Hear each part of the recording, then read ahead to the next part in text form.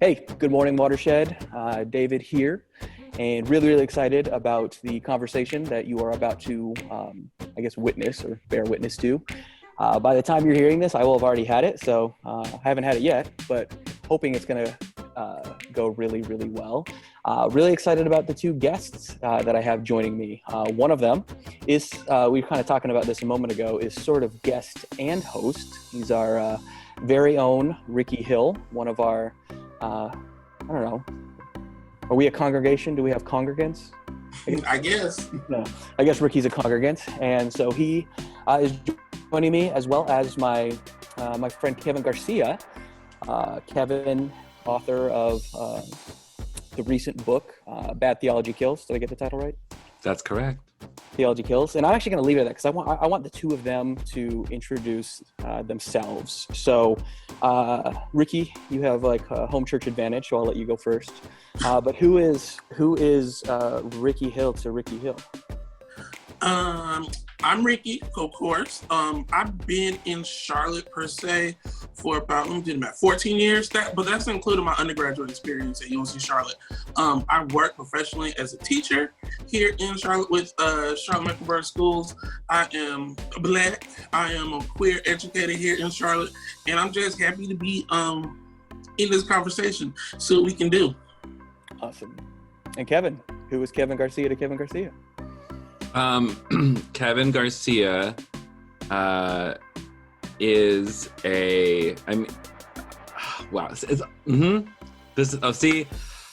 sometimes I get nervous on camera. I'm sorry. Hi, I'm Kevin, and my preferred pronouns are they, them, theirs, but you can use he or she. I'll be your brother in Christ or your good Judy, whatever you need. I live in Atlanta, Georgia. I am a spiritual director / coach / public theologian, mystic. I'm a writer, a blogger, podcaster.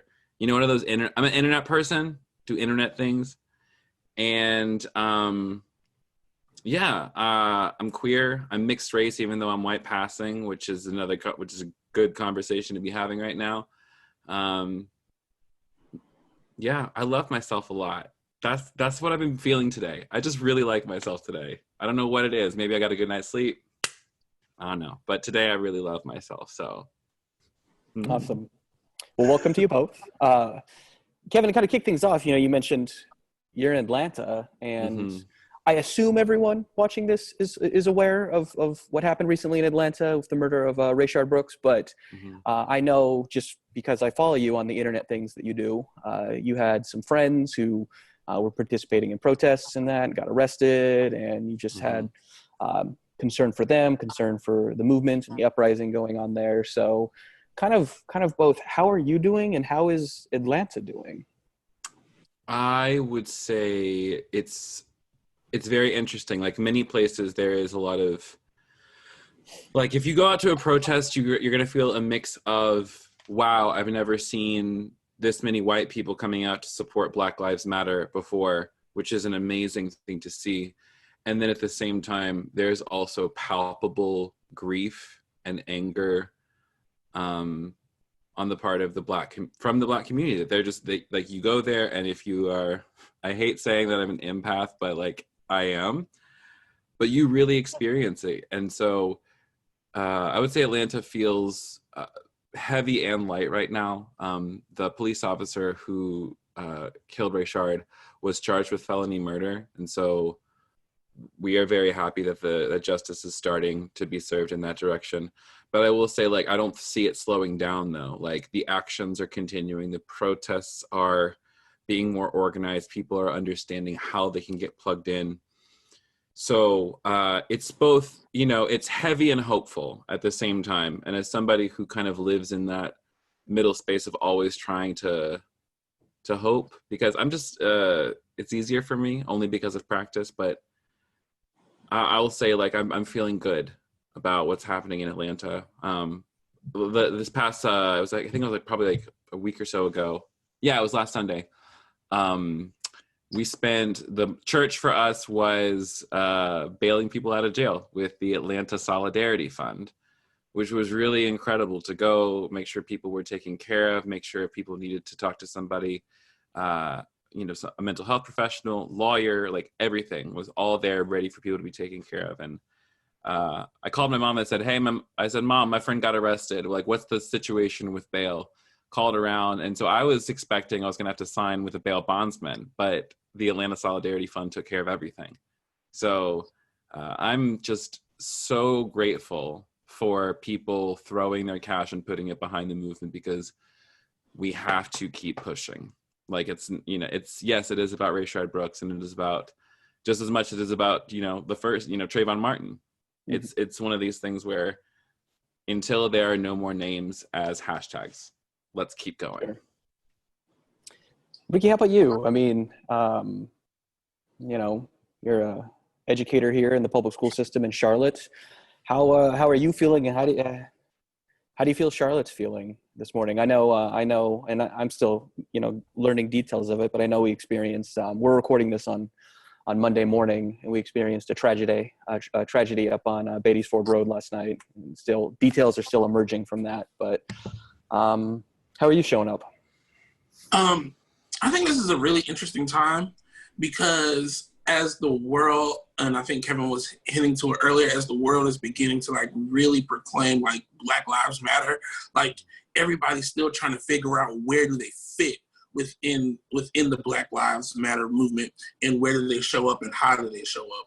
So like today I'm doing good, but last week I was like really, really, really struggling with some of the comments and some of the things that I was like seeing. And as far as like personally, like, people are always messaging me and asking me questions and stuff, and that's fine. That's neither here nor there. But like people really, really wanting to take the all Black Lives Matter out of the Black Lives Matter movement, right? So there's a big push now for all Black Lives Matter, right? So when we look at some of the folks that are being murdered, we have Black women, we have like Black trans women have been being murdered, Black LGBTQ plus, like just like there's so many intersections in the margins. So that's really what I'm like wrestling with now, is like, I have so many people who are like, hey, we got to keep the focus. That's what I say, keep the focus.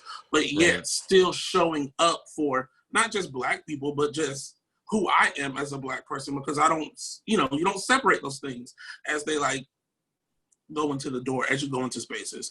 So still navigating how to authentically show up and, be authentically me and keep the resistance going. Sure. That's, honestly, like, that was really one thing that I was like really hoping like Kevin could speak on soon. Like speaking on that like idea of like being the oppressed and the oppressor at the same time, right? Understanding that, hey, I'm oppressed because I'm Black, I'm oppressed because I'm queer, but I'm still the oppressor because I'm cisgendered, right? And living in that space as what does that look like, Right. Yeah. I think you hit the nail on the head with the question of learning how to show up in a space like this, especially if you can understand the intersections of all the oppressions and kind of the tyranny of gender that comes from all sides, including for cisgender men who are expected to be a certain way in order to fit into an imperial ideal. It is like, when we say just like we're not free until we're all free, it's like, yes, and that includes cisgender men from being free from that the paradox, or not the paradox, but the paradigm. Sorry, let me back up. Being able to see our intersecting identities and intersectional justice as not the finish line, not like I've arrived, oh my God, I finally know that Black Lives Matter. It's like, nah, that's your starting point. It's the beginning of understanding that when we say Black Lives Matter and then we say all Black Lives Matter, the reason we're saying that, because I've been hearing that too, just like, I don't ever, like, it's one of these things where, and you can tell me this, when Black people, and this is me just asking a question, that's needing to be educated right now, when Black people are critiquing other Black people about this very thing, about saying all Black lives matter, versus somebody saying, well, why are you trying to distract from, you know, the movement? Is that my instinct is to say, let someone else correct them. Because at the end of the day, like, this matter is about Black lives. And so I'm not going to sit there and critique a Black person about what they feel about language. Am I right on that, or should I be doing something different, do you think? I think you're going down the right path. I think in my mind, like, speaking truth is speaking truth, right? Like, even with me, like, a lot of my contention would come from, like, close friends, like friends that I felt were allies, or even family members, right? And so, like, I got to the space where I would decide to, like, speak to it, but at the end of the day, I can't make someone understand something. Like, I can tell you all day long, but understanding, that's a choice that someone has to make. And so even me, within my limits, like, I'm going to speak to it, but I'm going to have, like, limits of protection around myself. Right. Yeah. And then I think this is where, I guess, like, this, going back to the first part of your question, talking about where do people find themselves in the movement. And for many people, I think at the moment where there's, like, mass, like, I think you can educate yourself and show up at the same time, which is necessary. You can heal from your wounds and still keep working. I'm not saying, like, push yourself beyond what you can do, like, listen to your body, etc. And also at the same time, we are out of time. Like, that's the thing that I keep going back to, is, like, the election is less than 150 days away. Like, let that just sink into our bones for a minute. And so the reason, like, this movement, I think, is not only it's so interesting to me, because, like, when I'm trying to explain Black Lives Matter to, like, people who are white and white passing in my circles, it's like I try to explain, like, and this is also, I don't know if it's manipulative or genius, but being able to explain to white people that equality for Black people is also good for white people, is good for everybody. That's the thing. It's like, you know, we're not saying that these other lives are going to get less or get taken away. That is the capitalist mindset. That is what the empire and the government wants you to think, so you don't get behind the movement. But the reality is that truly, by working to give freedom to Black people, you are truly keeping it for yourself. And that is a big old metaphysical principle from Course in Miracles that I'll get into on another day. But I think that there is, on the spiritual level, having to understand that this is, you want to be free in this lifetime, you need to get on board with this. That's really what it comes down to. If you don't want to be free, if you don't want to be liberating your mind or yourself, you know, sure, you can keep being an idiot, but the revolution is dancing forward. And so in that, going back to finding our place, sorry, the ADD brain. I think following the right people has been huge. Asking questions of your white and white passing friends who have been a part of racial justice work before this moment is a big one. My DMs are open, slide in. I'd be happy to talk race stuff. And then I think the other part is showing up and following the lead of Black leaders. I don't mean to show up with your bank account if you can, if you got it. I understand COVID is still a thing, so many people are still taking those precautions. So obviously keep yourself safe. And as you are able to, show up at direct actions, because protest works. Without protest, the people who killed George Floyd would not have been charged. You know, without protest, like, people, my friends, they shut down the highway over Rayshard Brooks. That's how far people are willing to go. And it's one of those things where it's like, if you want to see something directly happen, get involved with a direct action, because power to the people, baby. Like, it's there. And it gets me really, really excited to see that. And especially as white and white passing people, we are going to be able to navigate the court system so much easier because of our skin color. That's just the fucking, sorry. I don't know if I'm allowed to cuss in here. That's just the truth. And I think it's absolutely time. Period. It's time. So just to kind of connect some dots for some Watershed people, because I don't know, honestly, I hope, but I don't know. I see some of you on Sundays, you know, when you're popping into the Facebook feed and, you know, we do the wave thing and whatnot. But just to kind of draw a through line between some of the stuff that Kevin and Ricky is saying, you know, we've called our whole series since COVID began, Cabin Fever Church, but we're not coordinating between like Kevin and Dr. Robin Henderson Espinoza and Andre Henry and Greg and Helms Gerald, like they're not comparing notes before they come into these conversations. And yet I believe if you've been able to follow along with us each week, and if you haven't, it's up on Facebook and our YouTube page. You should go back and watch some of these incredible interviews with some of these incredible people. But you're starting to see hopefully some patterns emerge. Watershed. You know, you heard we had a discussion here about intersectionality, and you heard just this last week when Tommy and Matt were having their conversation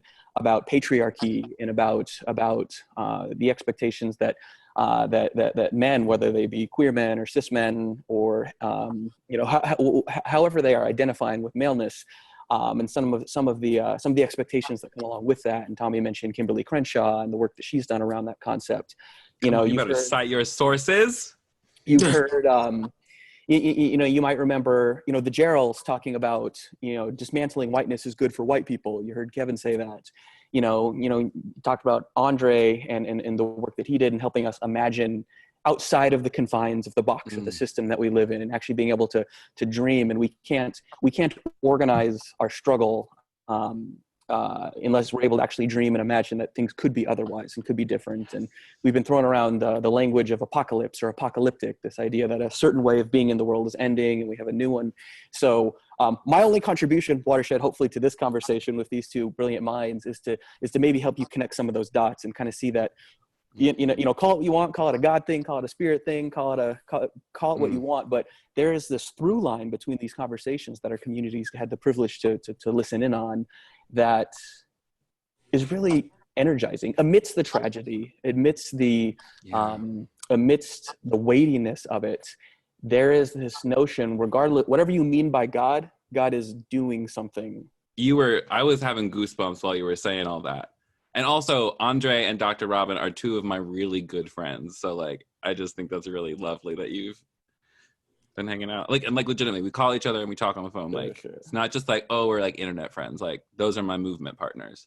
We love them both, and hopefully our conversations with them and with you will not be the last conversations that we have with them within this community. So, well, Kevin, so building off kind of that dot connecting I was doing. You know, you had a book come out recently about theology and kind of the, you know, where does God fit into to some of this? It's called Bad Theology Kills. And kind of look, so, I should have a copy like around here, like as a promo thing. Oh, we'll have. Of course, I'm not good at branding myself. We'll have a picture of it that'll pop up on the screen, I'm sure, during this conversation. But you know, so you know, unpack the context of the book for us a little bit. You know, where it's June, it's Pride Month. Probably a lot of our people might not know why it's Pride Month in June. You know, so if we want to talk about Stonewall and stuff like that, that's you know, we're talking about protests. We're talking about the fact that protests and you know, dare I even say riots make a difference. They do things, you know, and so go. Yeah. So for, you know, LGBTQ history 101, Stonewall happened. And what Stonewall was, it happened 50 years ago, which was why last year's Pride celebrations were like Stonewall 50. Yeah. They were celebrating the night that the queer community in New York said, I'm not done. We're done with this. It was led by Black trans women who started organizations of their own volition to keep other trans women alive. Some of whom are still alive today, and working hard, and like still like often like forgotten by the movement, because oftentimes whiteness comes in and co-ops everything. Whiteness ruins everything, you guys. That's a fact. And so a lot of times like the trans Black women who led this movement in the beginning got erased from our history, you know, in so many ways. So like that's why people now are focusing so closely on like these marginalized marginalized within a marginalized group already. So that's just, you know, a little bit about Pride Month. So we celebrate Pride Month, and people get all sorts of things that bent out of line. They're just like, pride comes before the fall. You know, you're sinning if you're taking pride in anything but your identity in Christ. And that, to me, oh my gosh, 100% natural segue is bad theology. And it was one of those deadly theologies that says, like, you cannot love what God created. Like, that's really underneath that statement of people weaponizing that verse that says pride cometh before the fall. It's not talking about pride within just like God's goodness, good creation. You know, they're talking about, if you think your worth is more than another human, you are going to fall. And specifically, Psalms and Proverbs, those were written by Hebrew people most of the time in captivity. And so they were talking about, we know what our God does. Our God topples empires. Your pride will be your downfall. And again, even within Israelite history, we see how the pride of Israel itself became its own downfall in many ways. So we're talking about two separate things. To be a proud person, as in like, I'm better than you, is different than saying I'm a beloved person. And that's really what I get into, is like, what does it mean to undo these bad theologies that have said to be queer is bad and sinful, to have sex before you're married is bad and sinful, to be trans is bad. And then not only do we unpack those things, but then I go on to point out things like how gun violence is a very preventable epidemic of violence. And it's not just like within the American context, it's a global issue of violence that will require us all to shift our minds in that way, because it is killing us. And so one of my favorite lines in the book is, when I say bad theology kills, what I mean is, and I have all these dots, and I say, what I mean is that, George Floyd got knelt on the neck for 9 minutes and died, and it took almost 2 weeks of protest to get his person. That's what I mean. That trans women of color are the most targeted group of people within the queer community and within the Black community to face violence simply for who they are. What I mean is that we spend more money on the military than we do in healthcare or education in America. What I mean is that Black neighborhoods are over-policed. What I mean is, what I mean is that queer people kill themselves when they hear that God doesn't love them. What I mean is that Leah Alcorn stepped in front of a semi-truck because her parents wouldn't use her name. What I mean is I attempted twice. I mean, like, what more do you want me to say? Like, that's really what it comes down to, is like, I'm looking at data. This is the outcome of the theology that has been handed to us by an imperial white Christianity. And it doesn't have to, as our friend Andre Henry says, it does not have to be this way. We have to imagine for ourselves. And me and Andre actually have talked about this a lot, this idea of imagination. Willie J. Jennings, Black liberation theologian, talks about the diseased social imagination, and how the diseased social imagination is the fact that our imagination only has room for what is the heteronormative mythical norm, of white, cis, male, affluent, able-bodied. And so it's time to change that. And so if we can point out what's wrong and begin to imagine, maybe God's not mad, maybe God's not white, maybe God's not male, strictly. Maybe God is you. Maybe God looks like, the people. There's also this other thing. I'm going to say one thing, and then I'll stop talking for a second. Beth Moore, God love her. We bless her and we wish her well, and we wish that she would do better, always. But Beth Moore, and I was going to say my views do not represent that of Watershed necessarily. It's my own. So just legal things. Beth Moore had a tweet the other day where she was just like, church, we got to really rise up and like do the right thing and lead this thing. And I tweeted her, I said, girl, the church is already leading it.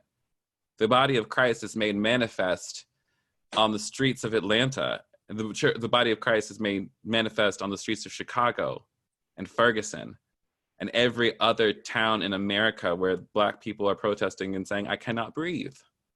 The body of Christ cannot breathe.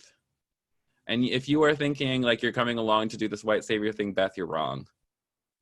And Jesus is already out in the streets. If you're looking for God, he's protesting. She's out there getting arrested.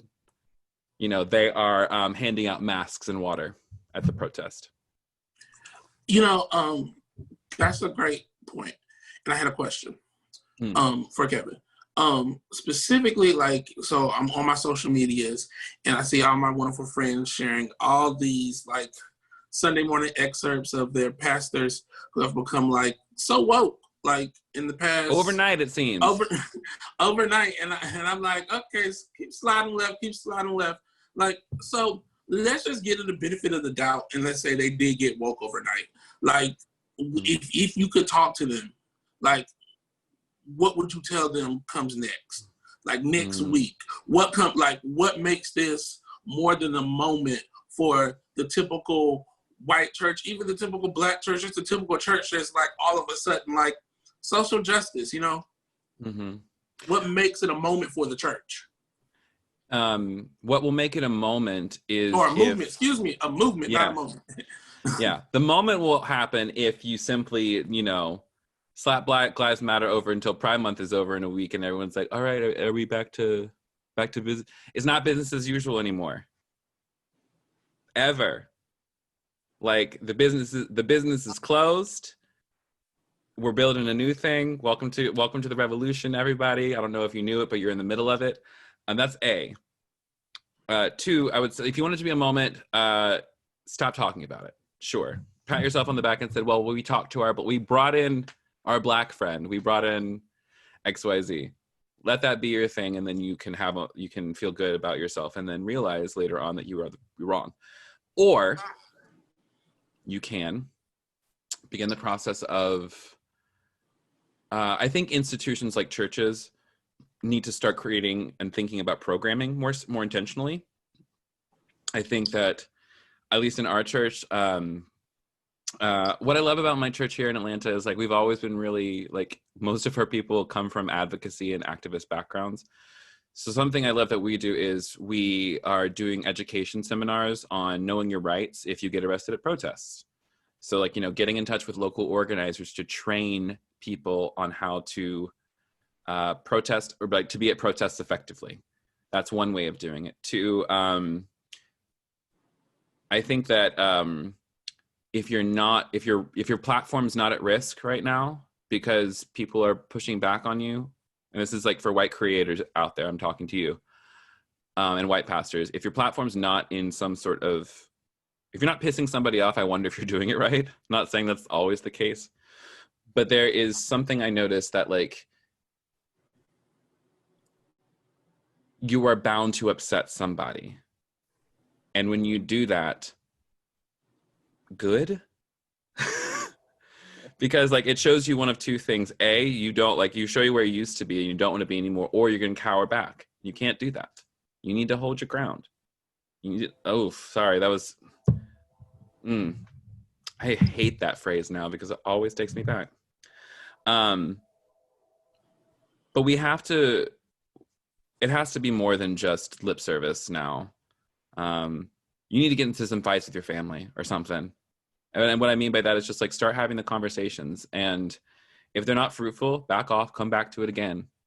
And if you can't have a conversation with your family because they're just not on board, who are you having a conversation with? You know, you got that one friend out there who thinks they're woke, but they're not. And also you think you're woke, but you're probably not. I think I'm woke. You know, it's not a continuum, it's a continuous journey. And I think the thing that we need to recognize is that when we mess up, and we will, say you're sorry, try harder next time. Try not to make the same mistake twice. Try not to hurt people in the same way another time. It's really simple. And when we get to that point where like we are no longer self-conscious about messing up, when we're no longer worried about like, when we're able to start taking critique from people especially Black people, who are saying, hey, I would like for you to love me in this way. What a concept to listen. So if it's going to be a movement, I really think people's got to get comfortable with the very uncomfortable. Churches and people, I think we need to start organizing and educating people. And I think that, read some books, obviously, and then also share them. Start a book club. White people love book clubs. Yes, we do. We have a few coming up here at Watershed. You'll hear more about those in the coming weeks.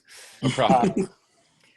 So a couple things that, again, Watershed, I'm talking to you that I want to highlight here that I feel like this conversation with Kevin and Ricky is highlighting is a couple of like the default moves that whiteness and by extension white theology makes. So for example, someone might be listening to this and be like, wow, this is like a really political conversation. We've been having really political conversations for the last 2 months. And yes, because if you've read the Bible, it is a very political collection of writings from people who are experiencing political oppression in their time. Come on, And somebody. so the first move that white theology makes is it pretends, because it's not really doing it, but it pretends to depoliticize theology. It separates the theological from the political and makes it taboo to merge those. Whereas for the people of the Hebrew Scriptures, for the people in the New Testament, for Jesus himself, those are one and the same thing. And then the second thing that I feel like what Kevin's response to Ricky's question highlights is the way that whiteness and white theology attempts to equate white order with the natural order of things, with God's order and things like that. And so what hopefully you're seeing highlighted, not only in this conversation, but in some of the conversations that we had in the previous weeks, and hopefully behind the scenes. I realize it's hard to see behind the scenes in Watershed right now because we're distanced and everything happening over Zoom and on Facebook and things like that. But what you're seeing, what if you sat in on a staff meeting, if you sat in on a meeting with our diversity and inclusion board, if you sit on some of these Zoom meetings, these Q&As on Tuesdays that we invite you all to and whatnot, you will see almost a de-authoritization of the way that whiteness kind of orders things. And we have a long way to go, but what's been encouraging and empowering and even liberating for us as a predominantly white staff and team is the ways in which we too are finding a sense of freedom and liberation by disordering the normal order of things, even in the way that the leadership of our church is structured in our community, and as we increasingly seek to empower voices that maybe don't normally kind of fit in that tiering or that hierarchy, how it ends up being this communally, mutually liberating thing. And so please see that in what Kevin and Ricky are talking about here. There's this, when we talk about dismantling whiteness, from a church's perspective, this is some of the theology that we need to decolonize and dismantle. Yeah. That's also what you just named there about like decentering whiteness and kind of dismantling hierarchy. I would also call that in some ways queering it, because queer theory, like in a nutshell, is like everything's one. We all think it's all these different things, but like it's all weird and it's all big and it's all connected. And so what I think, like when I first was studying queer theory and I was like reading stuff, just like Dr. Robin calls it creating relationships across lines of radical difference. And I would just call it being friends with my mother. I'm sorry, Mom, if you see this, I apologize. That's not true. My mother's a sweet woman. But I think the spirit of queerness, this idea that just like it's like Richard Rohr says, everything belongs, everything comes together, everything's this thing. And it's not that queerness destroys those things and obliterates it. That's what whiteness does. What the white Jesus Christ wants to absorb everything into himself and just dissolve it into one homogeneous thing so there's peace. The radical Christ, the radical queer brown trans Christ, the spirit universal Christ, I believe is the same idea of just coming through and just saying, that's not real, and just knocking down like this fake wall. And this isn't real. You think you're a man? You think you're a woman? it's like you are, but guess what? That you're still the same. And so it's queerness, I think, is the celebration of all of these things and bringing it all together. And then at the same time, like you said, it's dismantling, it's a circle, not a triangle. So dismantling that hierarchy of relationships and how we do meetings, letting people lead, those are small, tiny things that lead to a bigger change in consciousness. I got a master's degree in this crap and I can't stop talking about it.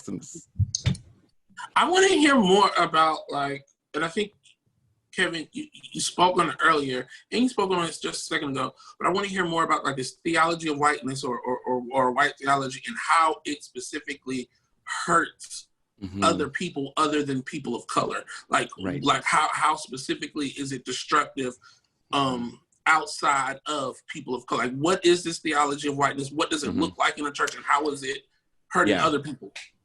Yeah, so first of all, people would not call it white theology. It's like we said, just like whiteness assumes normality, so they would just call it theology. So that's the first part we got to start. We have to name it for what it is. It's a white theology. And so with the context of when I say white, I mean the construct of imperial normality that has kind of been ravaging the earth for a couple thousands of years. But with that, how it actually hurts white people is in the fact that it distracts from the actual problem of suffering and the actual way we can solve it. Because white theology, I think, within that circle also includes like health and like, a prosperity gospel that God will give you the things you desire if you just pray for it. I think that includes any theology that says, God puts, the leader in place, so you should just, bow down to it. And I'm just like, it's like, you guys got to remember that Christ is on the throne. I'm just like, Christ was on the throne when like the Nazis were killing Jews in Germany during the World Wars. So like, you telling me that Jesus is on the throne while Donald Trump is does not do anything for me, or the people who are trapped in cages down at the border, or the people who are dying in the streets. So how it hurts white people especially is that like we have to understand that like these things are not being like the government the system that is the government. I don't want to say, because like the people, I'm not talking about people in government, I'm talking about systems here. The system that is the institution that is the United States government, and I'd also say like in some ways like the institutional Big C church, evangelical church in any way, like it cannot love you because it is a system. It is soulless. It is made up of just ideas that are just kind of running rampant. And so within that, I look specifically at class. Is that the ruling? I'm just sound like such a socialist. I'm also a card-carrying DSA member, Democratic Socialists of America. Robin quoted Marx 2 weeks ago. You're good. Hell yeah. But like, so we have to understand that like the ruling class, the people who are at the top, of the echelons, who don't want things to change, don't actually care about anybody but themselves. They only care about this bottom line.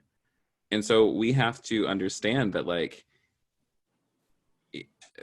it's like, one of my favorite preachers is, preachers and pastor is Reverend Dr. William Barber.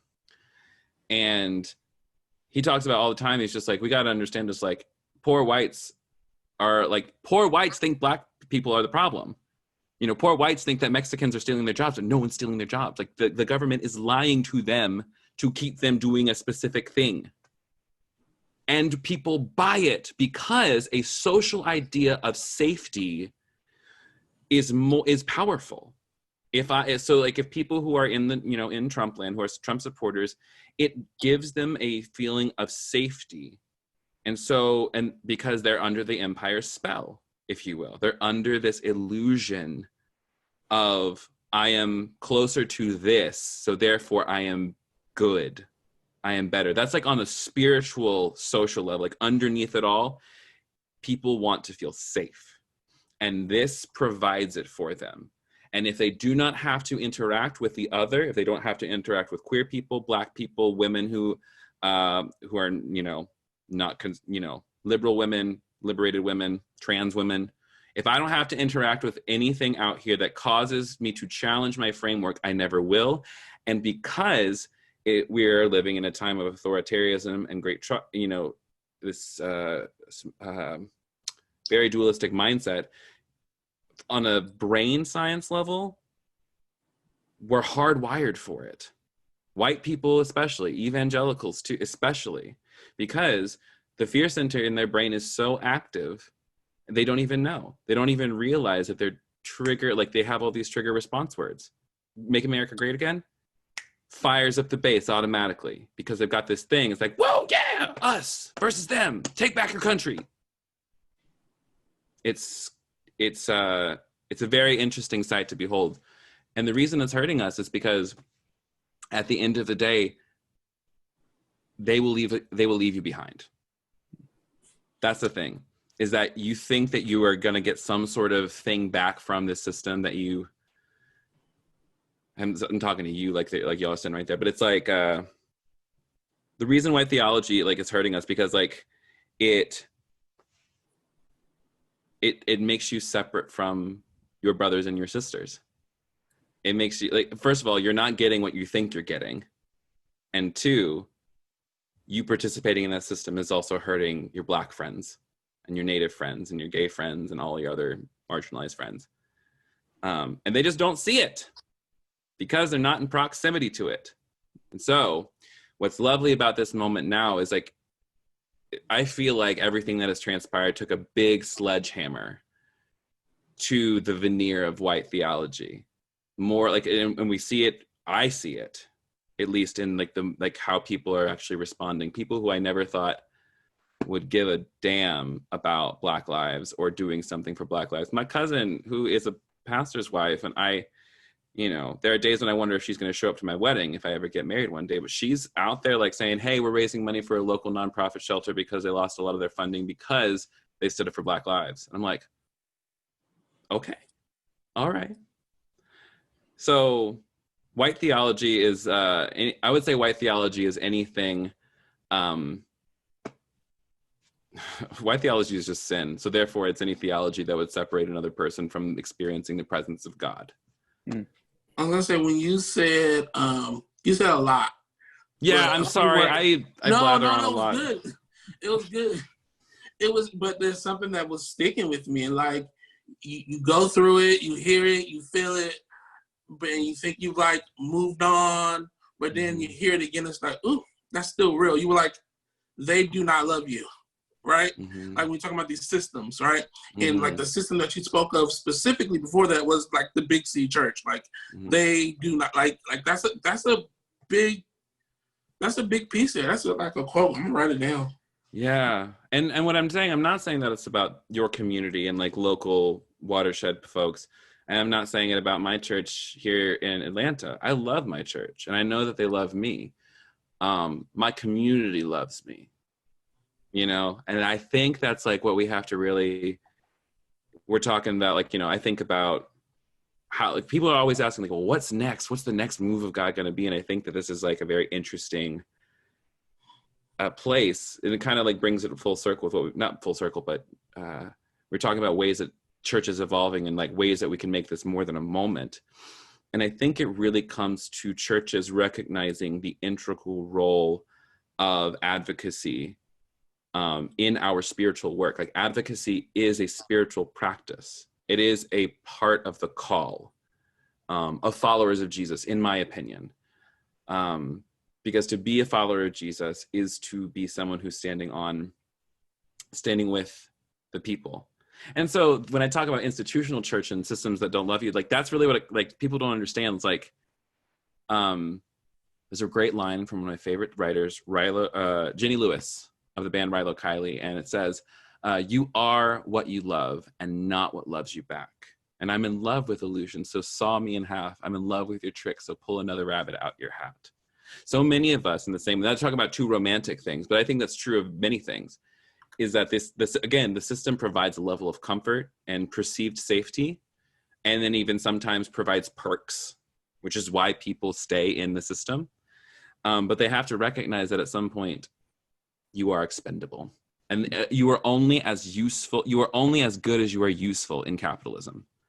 And if you are not useful, if your body is disabled, if you can't provide certain kinds of services, then it's like, and we see it like in those Republicans who are just like, you know what, some grandparents just need to suck it up and die of COVID so that we can save the economy.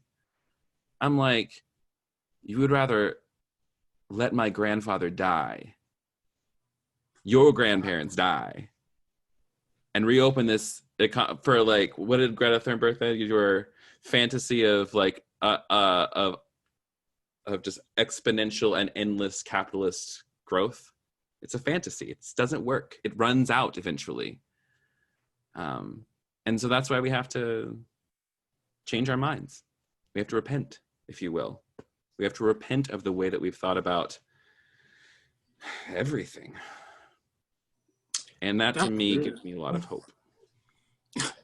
That was good. That was like speaking to my inner charismatic Pentecostal past. I was about to start running around or something. Come on, listen. I tell you what, like, I love, like, I love preaching. I love getting to talk in front of people, specifically in churches that will talk back to me. At every single time I give a talk somewhere, I'm just like, listen, if they're quiet, I'm just like, y'all, I'm a Baptist. I need you to talk back.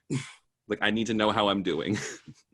Well, hey, I hate to be the person to potentially squelch the spirit by saying that we're kind of about that time as far as the conversation goes, but I don't know, maybe Kevin, maybe the next time we hang out with you, we'll actually be able to hang out with you, and maybe it can be in a preaching context, and hopefully we can get talking back to you a little bit. I mean, listen, that would be so swell. As soon as it's like safe, like, I cannot wait for the world.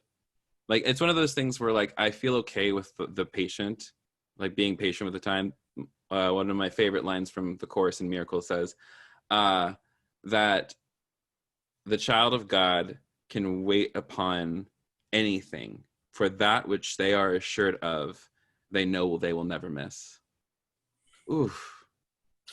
So, you know what, when we get time together, it's going to be so sweet, and I'm excited. Ooh. Awesome. Well, in the meantime, you mentioned people can slide into your DMs. Where might they find those DMs? Where might, whether it's Twitter, Facebook, Instagram, how would you like people to keep up with what you're doing in the meantime? You can find me across the internet at my website, The Kevin Garcia. That's TheKevinGarcia.com. My book, Bad Theology Kills, subtitle Undoing Toxic Belief and Reclaiming Your Spiritual Authority, is available at badtheologykills.com across the interwebs. I've got a podcast called A Tiny Revolution. She's coming back this week. I'm not on TikTok. I'm on Instagram, Twitter, and Facebook, but sometimes I think about TikTok. But I'm like, the Gen Z, the Zoomer generation, they got teeth, and TikTok scares me. Because young people are scared. Listen, I was a youth minister for a while. Like, I remember raising these kids, and now they've grown up and they've got their own platform. Anyway, sorry. But yeah, follow me on the internet, The Kevin Garcia. Slide into my DMs. Buy my book so I can pay my bills. And I love you. Seriously. Say hi. Awesome. Well, Kevin, thank you. Ricky, thank you for jumping on and asking questions that I would not have had the kind of like the social location to ask. And so I appreciate that. And just glad that, Ricky, that you're a part of this community. We are better for it. So Watershed, we love you. We miss you. And we will be talking to you soon. And hopefully in person. But until then, thanks for staying faithful digitally on the interwebs. So take care.